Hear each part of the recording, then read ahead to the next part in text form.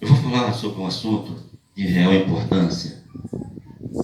Que, deixa eu só me sincronizar aqui, né? Depois a gente. Aqui.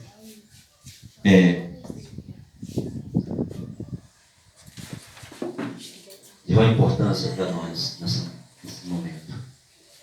Eu vejo o assunto. Tem muitos assuntos que nós gostaríamos de falar. Mas vamos falar sobre esse assunto aqui.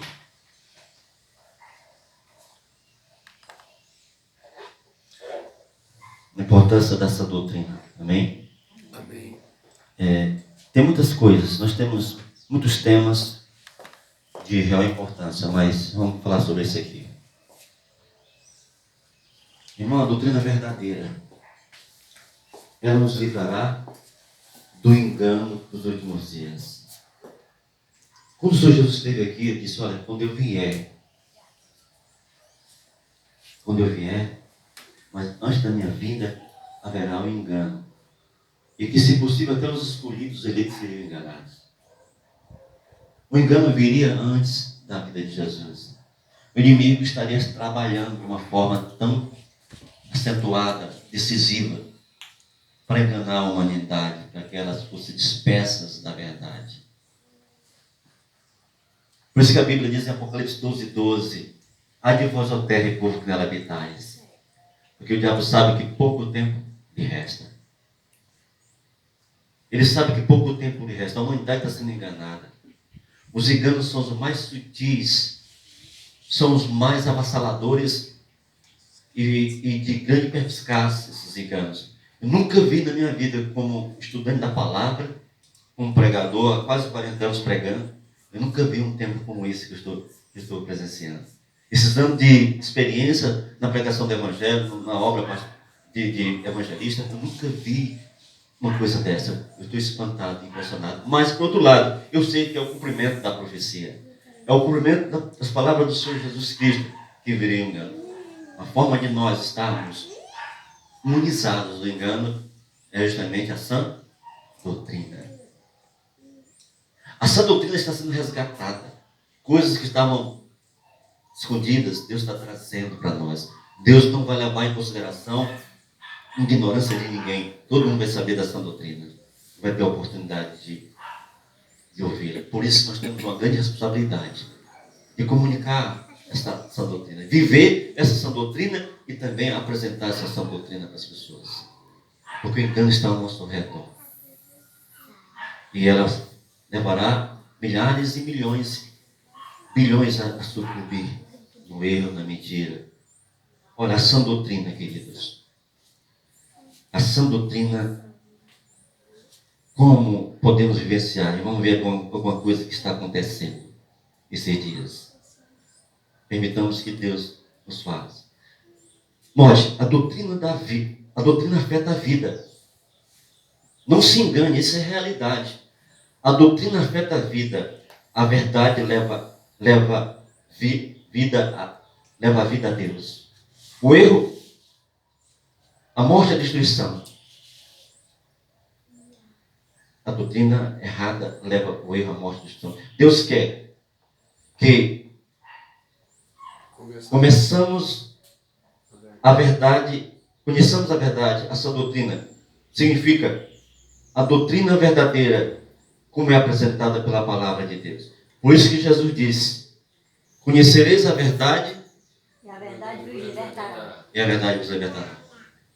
Essas foram as palavras do Senhor Jesus Cristo. Ele disse que se nós conhecêssemos a verdade, ela nos libertaria do quê? Do engano, da mentira, que abateria esse mundo nos dias de hoje. Nós temos que conhecer a verdade, ela vai nos libertar. À medida que nós conhecemos a verdade, nós temos que abraçar essa verdade, porque é a verdade. E isso é uma decisão nossa. Eu sei que muitas vezes isso vai mexer conosco. Nós temos duas bases. A principal é a ação das Escrituras, para esclarecer a doutrina verdadeira. A segunda base é o Espírito de profecia, na pessoa da a nossa profetisa. Essas duas bases, nós temos que andar junto com elas. E ela vai sem dúvida nenhuma, nos levar pelo caminho de Cristo, na verdade, que liberta. Queridos, ouça, faz diferença o que as pessoas creem? Sabe o que faz diferença? Faz diferença? Contanto que ela seja sincera? Faz diferença o que as pessoas creem, contanto que ela seja sincera? Faz diferença sim. Porque um erro pode levar à perdição e ao engano. Por isso é que Deus vos escolheu desde o princípio para a salvação, pela santificação do Espírito e fé na verdade. Segundo Tessalonicenses 2,13, foi as palavras do apóstolo Paulo. Ele nos escolheu, irmãos. Deus nos escolheu desde o princípio para a salvação, pela santificação do Espírito e fé na verdade. Nós somos santificados no Espírito e a fé na verdade. Nós temos que ter fé na verdade. A verdade deve permear aquilo que eu penso, aquilo que eu prego, aquilo que eu vivo, aquilo que eu prego. E na medida que eu souber desta verdade e resgatar essa verdade, eu não posso de forma nenhuma rejeitá-la. Porque se eu fizer isso, eu estarei perdido na realidade. Olha, veja bem uma coisa. Julgava Josué não fazer diferença que Deus servisse. Julgava Josué não fazer diferença a que Deus servisse Israel? Sim, ele era claro nisso aí. A questão do Deus verdadeiro fazia diferença na perspectiva de fé do povo de Israel. E Josué tinha entendimento disso. Josué tinha compreensão disso.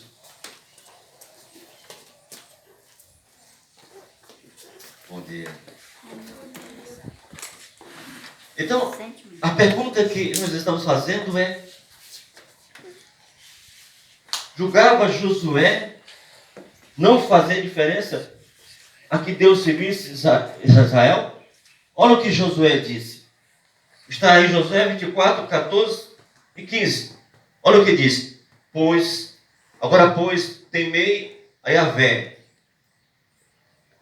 E serviu na perfeição e na fidelidade. Lançai fora os deuses aos quais serviram aos vossos pais. Vossos pais, do outro lado do rio e do Egito, e servi a Yahvé. Porém, se não vos parecer bem servir a Yahvé, ou seja, a Deus, escolhei hoje a quem quereis servir. Se aos deuses aos quais serviram vossos pais, do outro lado do rio, ou os deuses dos amorreus, em cuja terra agora habitais. Quanto a mim e a minha casa, serviremos ao Senhor. Serviremos ao Senhor. Nós temos que servir ao Deus verdadeiro.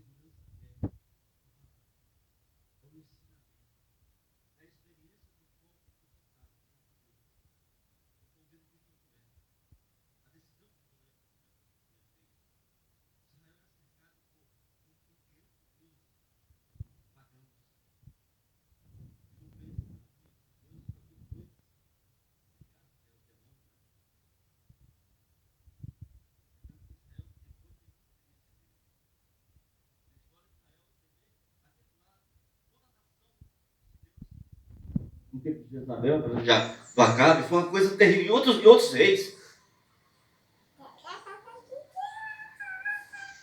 Era uma coisa assustadora. E agora Josué, ele está para entrar na terra prometida, ele ratifica a necessidade, a vigilância que deveriam ter.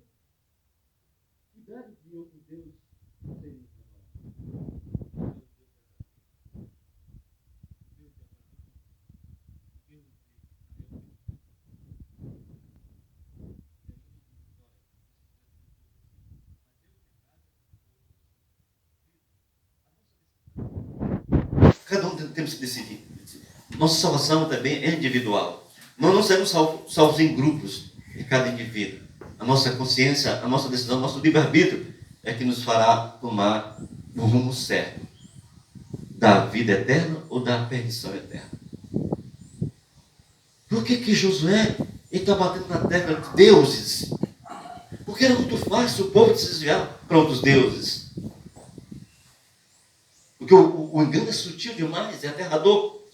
Então Josué se posicionou dessa forma. Aqui nós estamos vendo um quadro que é triste, infelizmente. Um quadro triste. Aqui. Nós estamos vendo uma adoração a deuses. E eu estou falando da adoração da Trindade.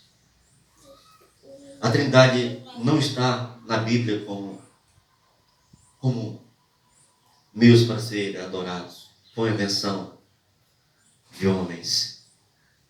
Note, as religiões, quando escolheram o seu Deus, ou seja, o Deus do Egito, e fez a sua escolha,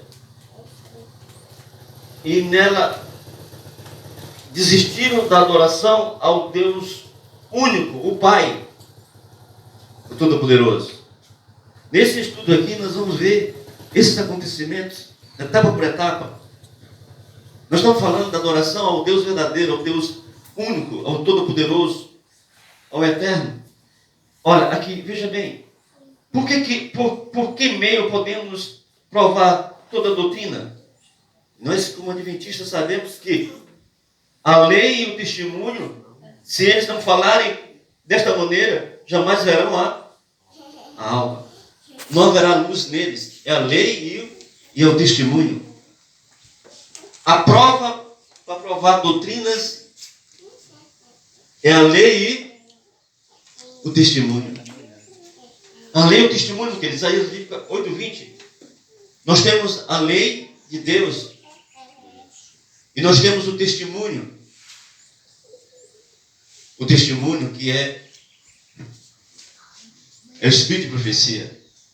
A pessoa da mensageira do Senhor Ellen White. A lei e o testemunho. A Bíblia é a prova de toda a doutrina, amém? Podemos dizer assim? A Bíblia é a prova de toda a doutrina, seja o que for, que não se harmonize e ajuste com ela, não deve ser aceito por nós. É a Bíblia, assim diz o Senhor. É o está escrito. É a prova, está aí. Por isso nós temos que ter conhecimento dela. Nós temos que ser como os bereanos. Nós temos que fundamentar toda a nossa fé na palavra de Deus. Não no que o homem diz, não no que eu penso, no que eu acho, mas na palavra de Deus. Aqui tem um pensamento da nossa irmã, ela diz assim: recomendo-vos, caro leitor, a palavra de Deus como regra de fé e prática. Por esta palavra seremos julgados. Pela palavra de Deus nós seremos julgados. A palavra, ela liberta, mas também ela condena. Não há senão outra norma do eternamente direito e do eternamente errado. E esta é a Bíblia. A Bíblia é quem vai dizer o que é errado e o que é certo. É a palavra de Deus, a Bíblia Sagrada. Ela que vai dizer. Contra que espécie de doutrina nós devemos precaver? A pergunta, para que não mais sejamos como meninos agitados de um lado para o outro e levados ao redor por todo o vento de doutrina. Tudo que é vento de doutrina ela não deve estar na nossa base de entendimento, de conhecimento. O vento de doutrina não deve nos levar, porque o vento de doutrina só leva pessoas inconstantes, como meninos, são levados de um lado para o outro. Por quê? Porque não tem a base, o que está escrito assim diz o Senhor. Eu quero chamar a atenção para você, para a base do nosso julgamento, do nosso entendimento, da nossa fé, que a fé vem pelo ouvir a palavra de Deus, da doutrina que deve estar vivenciada no nosso dia a dia, como prática. Aqui está 2 quadros. Um, a vento de doutrina de um lado, e a outra, a sã doutrina. Vento de doutrina, trindade. Trindade é um vento de doutrina. Isso é fato. Isso está claro quando eu julgo a trindade pela luz, pela palavra, pelo assento do Senhor, pelo que está escrito. A sã doutrina, um só Deus, o Pai. Amém? Um só Deus, o Pai. Alma imortal. Vento de doutrina. Alma mortal, nossa compreensão, é a sã doutrina. O domingo, olha isso. Adoração a Maria, vento de doutrina. Adoração ao Pai e ao Filho, a sã doutrina. O vento de doutrina, domingo. Sã doutrina, o sábado. O vento de doutrina aqui é a natureza de Cristo antes da queda. Eles ensinam hoje que Cristo, quando veio a essa terra, ele veio com a natureza de Adão antes da queda. Isso é vento de doutrina. Não tem aprofundamento em base bíblica. Mas a sã doutrina diz que a natureza de Cristo, que Cristo recebeu foi de Adão depois da queda. Ele veio com a natureza de Adão após a queda. Hoje, as denominações religiosas, todas elas, não creem assim. Eles creem no vento de doutrina, porque essa questão de Cristo ter vindo com a natureza de Adão na queda é doutrina de vento de doutrina que veio da Igreja Católica também, romana. Como veio a Trindade, como veio a questão da imortalidade da alma, da criança, que a alma é imortal. Tudo veio dela, tudo veio do caldeirão de Roma. Porque ela é a protagonista de todas essas doutrinas, que são vento doutrinas que gerem e que promovem a apostasia no meio religioso. E nós temos que se resguardar disso aí. E ficar com a palavra, porque a palavra é a verdade.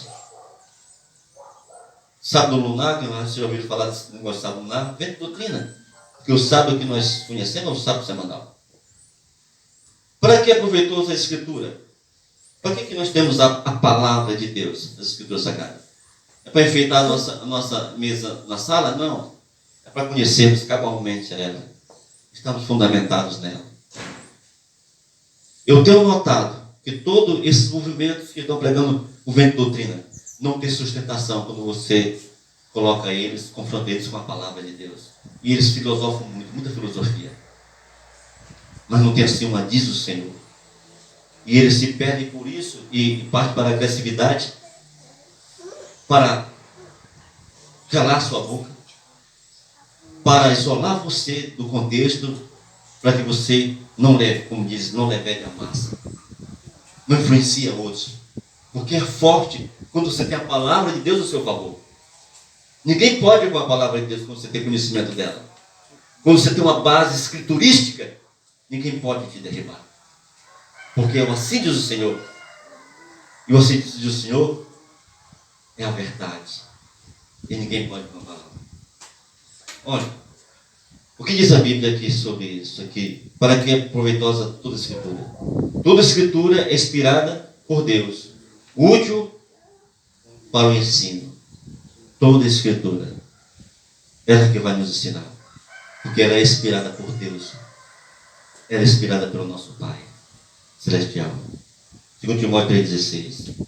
Que advertência foi dada a Timóteo enquanto ele se preparava para o ministério evangélico? Até a minha chegada, aplica-te à leitura, à exortação, ao ensino, em outras versões, a doutrina. Tem cuidado de ti mesmo e da doutrina.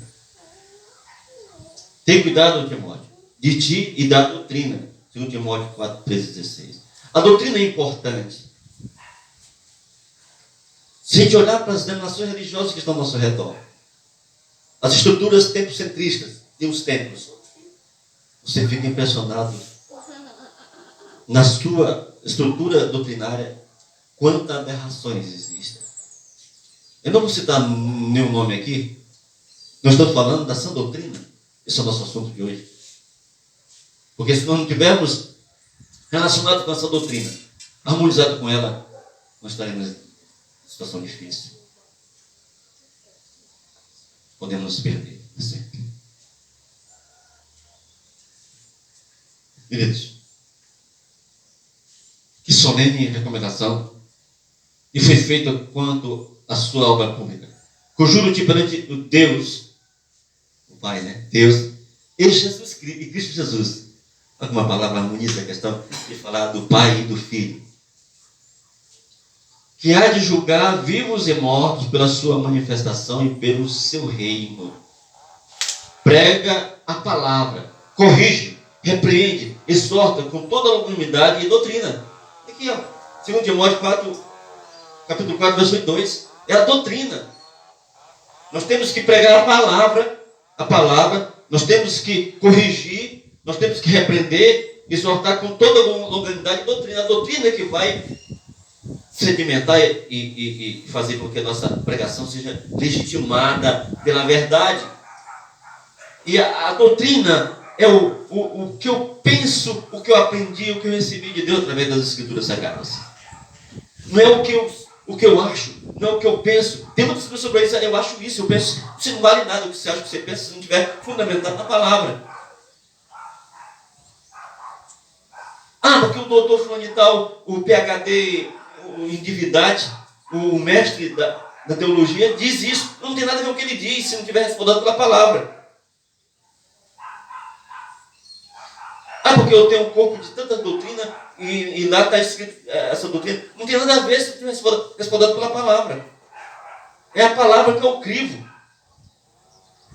Isso é simples demais. Qualquer pessoa, por mais simples que ela seja, indota de conhecimento de português ou cultural, se ela for buscar a palavra de Deus, que na nossa língua, que nós compreendemos num bom português, e ela vivenciar essa palavra, o ensinamento dela, da doutrina, está tudo bem com ela.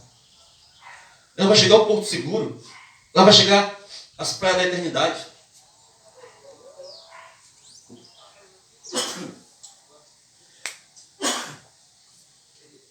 Então, gente, veja, por que isso o apóstolo, que esse dever era tão imperioso? Olha o que diz aqui, 2 Timóteo 4, verso 3 e 4. Pois haverá tempo em que não suportarão o quê? A sã doutrina. Olha, haveria tempo que eles não iam suportar a sã doutrina. A sã doutrina mexe com tudo. A sã doutrina, ela desbanca o engano. A sã doutrina separa um povo. Olha o que diz aqui nos últimos dias que aconteceria. Ó, pois haverá tempo em que não suportarão a sã doutrina, pelo contrário, cercar-se-ão de mestres, mestres, doutores, cheios de filosofia, misturado com teologia, com ensino religioso. Mestres, cercar-se-ão de mestres, segundo as suas próprias cobiças, como que sentindo coceira nos ouvidos, se recusarão a dar ouvido à verdade, entregando-se a fábulas. 2 Timóteo 4, verso 3. As pessoas estão entregues a fábulas. Fábulas são invenções. filosóficas, da fé religiosa, de doutrinas que não têm respaldo das Escrituras Sagradas, que não tem um assim diz o Senhor como um argumento. Gente, é importante isso. Sacaciam-se de mestres e se recusarão dar ouvido à verdade. Estão dando ouvido aos mestres, aos doutores da lei, os PhDs. Ah, fulano tal fez teologia, ele fez 4 anos de teologia. Ah, ele é mestre em teologia, ele é doutor em teologia. Vamos ouvi-lo. Só que o que ele está dizendo não tem respaldo bíblico, é filosofia. É filosófico o que ele diz. Nós temos que ir para o que a palavra diz. Porque assim, e a pessoa, por mais simples que seja, indouta que ela seja, se ela tiver conhecimento da palavra de Deus, ela está segura. Por isso, irmãos, quando se estudar aqui alguma coisa, se estude com base na palavra, ok?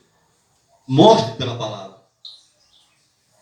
Não o que as pessoas pensam, o que ela diz, o que elas entendem. Quem entende que a instrução foi dada a Tito? Tu, porém, fala o que convém, o quê? A sã doutrina. Por que você está falando tanto de sã doutrina? Porque é importante. Ela vai desabancar o engano. A sã doutrina. Torna-te pessoalmente padrão de boas obras. No ensino, mostra integridade. Seja íntegro no ensino. Naquilo que você ensina. Se você puder ser íntegro, se você estiver respaldado pelo que diz o Senhor. Não o que inventaram. Mostra-te integridade. Reverência, querido. Tito 2, verso 1, verso 7. A que doutrina habilitará o fiel mestre? Apegado à palavra fiel, que é segundo a doutrina, de modo que tenha poder, assim, para exortar pelo reto ensino, como para convencer os que contradizem essa sã doutrina. Você tem que ter conhecimento, você tem que ter experiência pessoal, para você contradizer aqueles que estão querendo ir contra a doutrina verdadeira. E quando isso acontece, eles não têm sustentação. Eles não conseguem sustentar. É tanto que eles estão apelando para a violência. Estão expulsando as pessoas dos seus convívios. Por que expulsar? Para que expulsar? Jesus expulsou alguém? No tempo de Cristo, os discípulos expulsaram alguém? Não expulsaram ninguém. Havia respeito pela liberdade de expressão de cada pessoa. Havia respeito por aquilo que você pensa. Não podia te expulsar do convívio dos irmãos. Ah, porque ele vai ensinar para os outros isso aí e os outros vão se desencaminhar também. Por que medo? Os outros não têm essa doutrina? Por que tem medo de você desencaminhar? Então existe uma interrogação muito forte disso aí. Se tem medo é porque não tem segurança. Não há segurança. Eu estou com medo, vai desencaminhar o povo todo. É porque tem coisa errada. Não há segurança. Então vamos expulsar, vamos calar, vamos tirar a voz dele dela e vamos dar um jeito de já marginalizá-lo. Jogar fora desse contexto aqui. E dizer, olha, não ouça essa pessoa. Porque ela é contra a igreja. Ela está apostatada. Começa a denegrir aquela pessoa, para aquela pessoa não ter mais força de falar para outras pessoas. É isso que acontece, tudo que está acontecendo. Porque não tem sustentação na sua doutrina. E não está apegado à palavra fiel, que é a segunda doutrina. Não está. Vamos lá. Quem ensina acompanha o ensino da falsa doutrina? Estes se desviaram da verdade. Asseverando que a ressurreição já se realizou. Estão pervertendo a fé de alguns. 2 Timóteo 2,18. Quais são os discípulos de Jesus? A que preciosa obra opera a verdade pelos a que recebe? Se vós permaneceis na minha palavra, sois verdadeiramente meus discípulos. E conhecereis a verdade, e a verdade vos libertará. João 8, versículo 22. Por meio de que serão eles santificados? Santifica-os na verdade, a tua palavra é a verdade. Deus 17. Que espécie de culto vem em resultado do falso ensino? Em vão, aqui ó, olha o que está acontecendo. Em vão me adoram, ensinando doutrinas que são preceitos de homens. Nós chegamos a essa situação de uma adoração vã, porque o ensinamento são preceitos de homens. Não é vã a adoração. Está fora do contexto dessa doutrina, então é falso.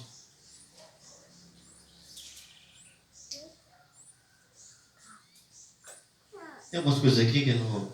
Podemos nós cerrar os ouvidos à verdade, permanecer inocente diante de Deus? É certo. Se você teve conhecimento da sua doutrina, se você entendeu que tem coisas que não estão batendo com, assim diz o Senhor, e você faz os ouvidos mocos, e fica indiferente, por causa da zona de conforto que você se encontra, das amizades, do status, da posição, de tudo, do lugar. E se você cerra os ouvidos, se você não se posiciona, você está em maus lençóis. Você se acovardou. A Bíblia diz que os covardes não herdarão o reino de Deus. Não covarde, infelizmente. Você não se posicionou.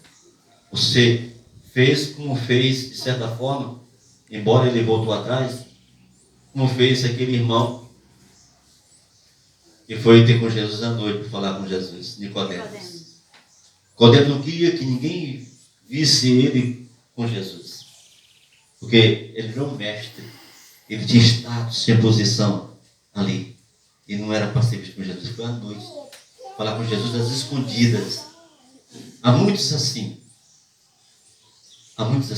são covardes. Eles são covardes. Sabe que aquilo é a verdade, mas não tomam posicionamento. Quando eu falo tomar posicionamento, não é brigar com ninguém, não. É defender essa doutrina. É proclamar a sua doutrina. É pedir uma razão. Por que estão ensinando errado? Estão fazendo errado. É isso que tem que ser feito. O que diz Cristo dos que querem fazer a vontade de Deus? Olha só. Se alguém quiser fazer a vontade dele, importantíssimo, hein? Conhecerá a respeito da doutrina. Olha, irmãos, que coisa profunda.